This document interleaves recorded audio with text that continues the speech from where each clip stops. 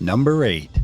NASA UFO Study. In 2022, the United States National Aeronautics and Space Administration, better known as NASA, announced plans to study UFOs. The agency's science mission chief, Thomas Zurbuchen, acknowledged that the decision was controversial during a National Academy of Sciences webcast. In his words, members of the traditional scientific community might criticize NASA for selling out, but he was hardly concerned with the reputational risk of the study. Instead, he cared more about the fact that UFOs are a poorly understood phenomenon and that more information is needed to better understand the field.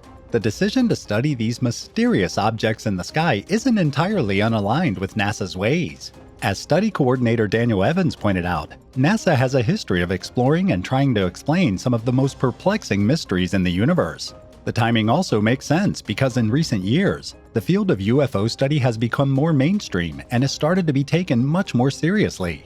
Shortly before the study was announced, U.S. Congress held a public hearing on the topic. Around the same time, an intelligence report revealed that there were 144 unexplained sightings in 2021. While the NASA study hoped to uncover a better understanding of UFOs, it did have some limitations. Mainly the fact that it would not use any classified information and would rely entirely on openly sourced data. Number 7. The CIA's lost plutonium.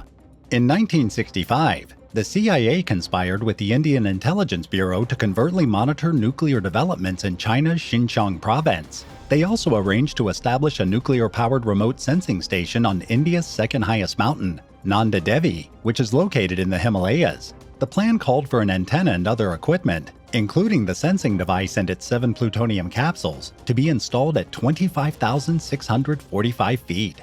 To prevent the mission from going wrong, its leaders recruited expert mountaineers to guide the team of intelligence agents to their destination. As the group climbed, they encountered a blizzard and decided to turn back. They anchored the device into a crevice at a campsite with plans to return when the weather improved and were airlifted to safety. Months later, in the spring of 1966, a follow-up Indian expedition was tasked with retrieving the device, but it was nowhere to be found when they reached the campsite. An American team returned to the mountain with neutron detectors, but still, they failed to locate the device. They came to the troubling conclusion that a landslide had carried the generator and capsules downhill. The CIA should have continued to look for the dangerous lost nuclear device, but it was more focused on finding out if China was making nukes. In 1967, intelligence operatives successfully installed a nuclear-powered monitoring device on another mountain, Nanda Kad, at 22,000 feet. It revealed that China didn't have a long-range nuclear bomb at the time. The existence of the lost plutonium device was made public in 1978 in an exposé written by Outdoor magazine journalist Howard Cohn. In a statement to Parliament, then Indian Prime Minister Morarji Desai denied that the generator posed any environmental or safety hazards. Today, authorities contend that there's little chance of the plutonium escaping its protective sheath, but if that happened, the effects could be widespread and devastating. Increased concerns among the public in recent years have led to calls for a renewed search effort to find the device, but so far, all attempts to locate it have failed. Number 6. Project Sunshine. In 1995, the world awoke to news that the US and Britain had discreetly obtained tissue, bones, and body parts from more than 1,500 human corpses in at least 6 countries during the 1950s.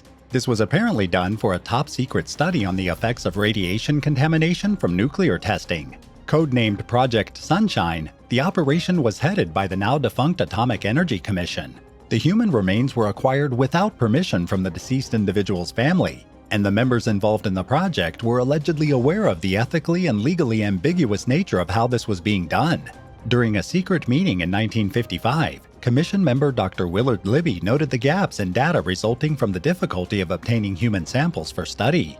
In his own words, he stated, "If anybody knows how to do a good job of body snatching, they will really be serving their country." He went on to win the Nobel Prize 5 years later for developing radiocarbon dating, while the world remained blissfully unaware of his participation in classified experiments on humans. In a bid to keep their identities a secret, Project Sunshine's managers delegated the task of obtaining samples to researchers, who were urged to recruit others to do it for them. In some cases, people were told the project aimed to measure the natural levels of radium in a person's body. News of the project's highly questionable methods of acquiring human tissue samples came on the heels of the Clinton administration's investigation into the use of human subjects for radiation experiments. In addition to learning the full truth about the body snatching, the newly formed Advisory Committee on Human Radiation Experiments uncovered evidence of hundreds of secret government experiments on people. Number 5. The Pentagon's UFO Program. The U.S. Department of Defense allegedly funds a little-known operation called the Advanced Aerospace Threat Identification Program. Headquartered deep within the Pentagon, it's reportedly tasked with investigating alleged UFO sightings, and the whole program is led by military intelligence official Luis Elizondo. According to the New York Times, the government repeatedly denied the program's existence before finally conceding that it used to exist and ended in 2012. There's even some insiders who say the program continues to operate to this day.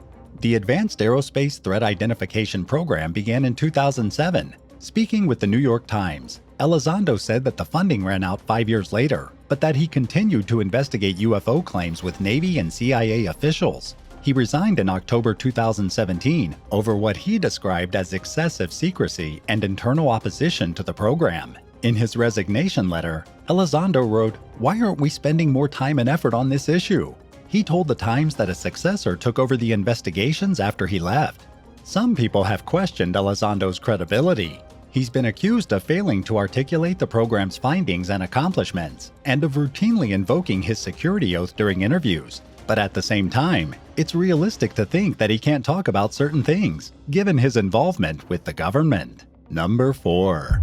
The FBI's Bigfoot Files.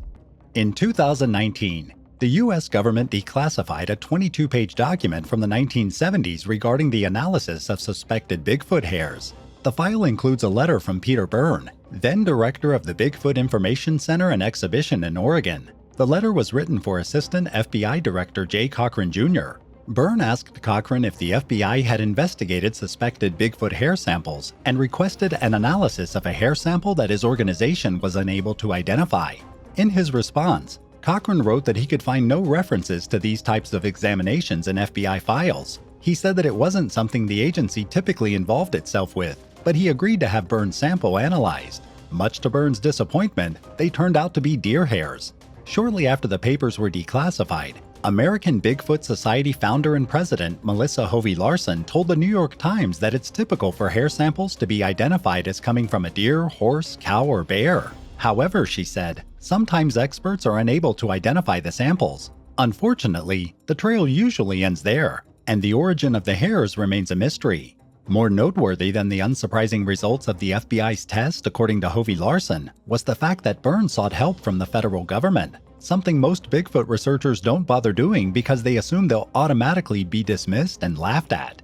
An FBI spokesperson clarified that the newly released documents weren't meant to be an X-Files style big reveal. And it's true, the information itself isn't particularly noteworthy, but the letters are thought to be the first acknowledgement by federal law enforcement of involvement in a Bigfoot-related investigation. Do you think the government knows more about Bigfoot than they're letting on? Let us know in the comments. And while you're at it, hit that subscribe button. Number 3. Dubious Secrets. On its website, the U.S. National Security Agency admits that there have been countless cases of one government agency or official refusing to declassify a document without realizing that another department has already released it to the public. In some cases, one agency's version of a document contains redactions that are absent in another agency's declassified copy. Other aspects of this problem, known as dubious secrets, were highlighted in a 2015 Washington Post op-ed by former NSA Director Tom Blanton. Many documents that remain strictly classified contain information that hasn't been secret for a long time. For example, it's common knowledge that the Cuban Missile Crisis was sparked in 1962 by the United States' decision to place ballistic missiles with nuclear warheads in Turkey. However, to this day, the Department of Defense refuses to classify documents detailing the nuclear warheads in the Middle Eastern country. In the article from the Washington Post, Blanton conceded that there are real secrets that deserve to be classified for the sake of national security and public safety, but this type of content only makes up a fraction of what he calls the classified universe. Blanton also believes that no secret deserves immortality. In fact, he considers the release of information about past government dealings to be an essential cornerstone of democracy. And, according to Blanton, not all document leaks expose information that jeopardizes national security. When the WikiLeaks scandal resulted in the large-scale release of diplomatic cables in 2010, U.S. lawmakers considered strengthening the Espionage Act. Blanton said he advised the House Judiciary Committee against doing so, noting that most classified diplomatic cables are safely declassified within a few years with no harm done. And he's not the only government official who's pointed out the overclassification of information over the years. Rodney B. McDaniel, who headed the NSA during the Reagan era, estimated that 90% of classified information doesn't need to be classified.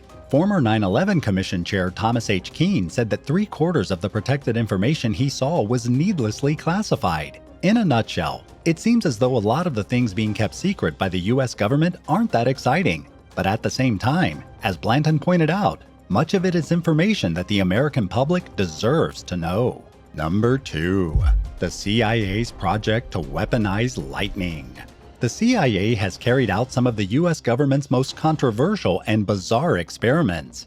In 1967, the agency collaborated with a scientist to develop a device that could guide lightning to certain locations. In other words, it was a bid to weaponize lightning for the sake of wreaking havoc on an enemy target. Lightning follows a path of ionized air called a step leader. A guided lightning device would create an artificial leader to draw lightning to certain locations. The scientist who proposed the idea described the artificial leader as a very thin, several-mile-long wire that would be unrolled into a storm from an aircraft. Like a real step leader, the wire would only be required to get the lightning going. Even if the wire broke, the method would still theoretically work. The proposal was especially appealing because this type of attack would leave behind little evidence that lightning strikes were deliberately orchestrated, or who was behind it. By then, the US government was already involved in weather control experiments, including its attempts to increase rainfall along the Ho Chi Minh Trail to disrupt the Viet Cong supply route. And the CIA didn't hesitate to get involved with the guided lightning project. Since then, both the US and China have carried out lightning control experiments. And while a lot of the information gleaned from these projects has proven to be useful and interesting, nobody has managed to master the practice on the level of being able to carry out a coordinated barrage. Number 1. Operation Mongoose. After the CIA's failed Bay of Pigs invasion into Cuba in April 1961, President John F. Kennedy set his sights on implementing a covert program aimed at overthrowing Fidel Castro and eliminating other communists from power. Codenamed Operation Mongoose, it would entail a campaign of covert operations and terrorist attacks that were meant to destabilize Castro's regime, including the publication of anti-communist propaganda, providing weapons to opposing forces, and the establishment of guerrilla bases throughout Cuba. According to the plan, once the country's communist forces were sufficiently weakened, the US military would launch an invasion, along with attempts to assassinate key political figures. This part of the operation never happened, but some of the campaign's other planned activities were carried out.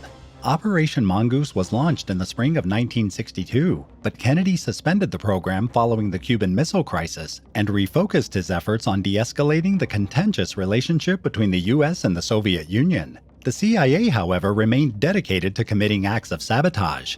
Its efforts to kill Castro had started before Kennedy became president and continued even after he was assassinated, although none of these efforts were successful. And unfortunately, nuclear warfare between America and the USSR was narrowly avoided. The operation wasn't as big of an embarrassment to the American government as the Bay of Pigs disaster, but it failed to achieve its primary objectives. Do you know of any other government secrets you'd like us to make a video about? Let us know in the comments down below. And if you enjoyed this video, be sure to give it a thumbs up and don't forget to subscribe. Thanks so much for watching, and we'll see you in the next one. Bye guys!